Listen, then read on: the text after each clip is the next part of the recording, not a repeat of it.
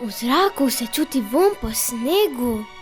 Verjetno je to pravljica o snežni kraljici. Končno bom doživel enkrat čisto pravi ples snežink. Jaz se pa ob snežinkah vedno spomnim na deklico z žigalicami. Čisto sama je, prezebla do kosti. Kaj, če bi ji odnesel šal, da se z njim ogreje? Jaz bi ji odnesel rokavice. In jaz kapo, da ji bo toplo.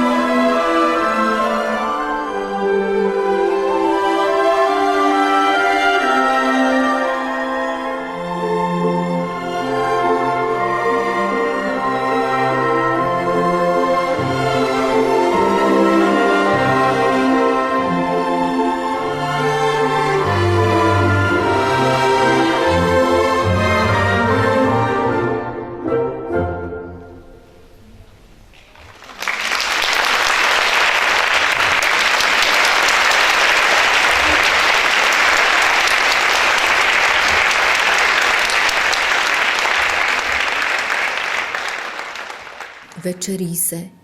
Zvezde se odpravljajo na nočno delo. Kaj pa zvezdica Zaspanka?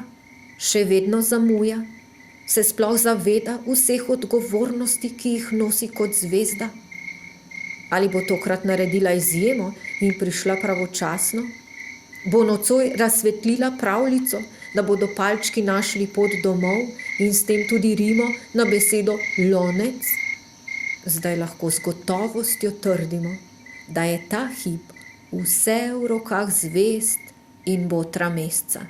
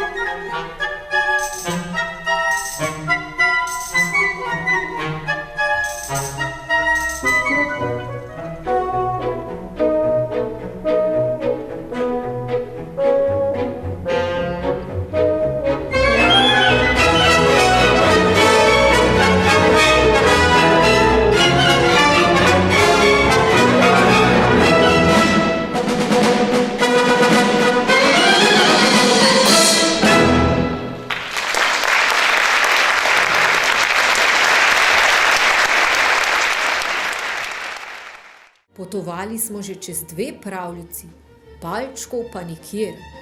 Jih je prestrašila odločitev botra Mesca, da je zvezdico kaznoval in jo poslal na zemljo, pa so se zato poskrili. So jih gumbi pri krojačku hlačku tako presenetili, da so ostali kar tam? Morda pa so jih prihajajoči oblački, ki naznanjajo dežne kapljice, pregnali pod streho. Naj vam zaupam skrivnost. Sonce bo skozi dežne kapljice poslalo svoje zlate žarke in nastala bo mavrična pot. To pa je znak, da na zemljo prihajajo mavrične kraljične. Zvedele so namreč, da je vonj cvetlic tako omamen kot najslajše sanje. Morda ne bo odveč na svet. Nikar ne tacajmo po travi, lahko pomečkamo mavrične kraljične, ki jim je tako všeč vonj naših cvetlic. Ja, tistih cvetlic, ki jih marsikdo od nas niti ne opazi več.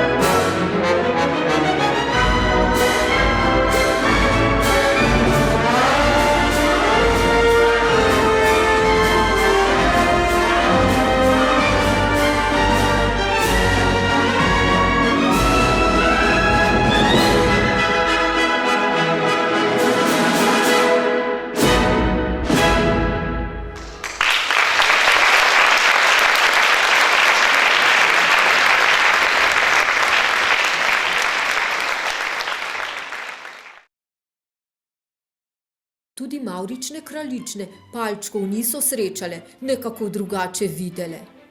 Ja, v takih primerih je dobro kar zaupati, saj konec koncev palčki imajo s seboj gumbe za srečo in tudi v dvorani je verjetno kar nekaj takih, ki tako ali drugače svojim gumbom pomagate zaupati, da bodo palčki vendarle našli pot do svoje pravljice.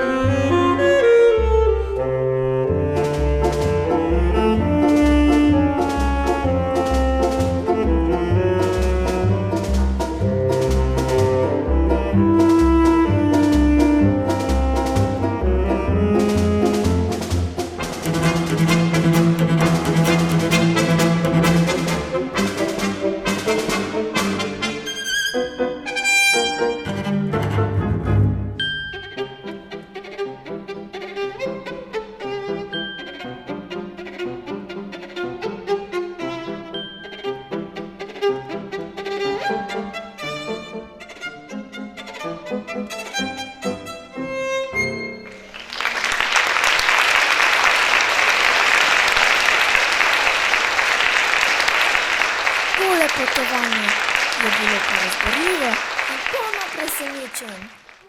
Še dobro, da je bilo dovolj gumbov, da so nam pomagali srečno prispeti domov v svojo pravljico. Povsod je lepo, doma pa je najlepše.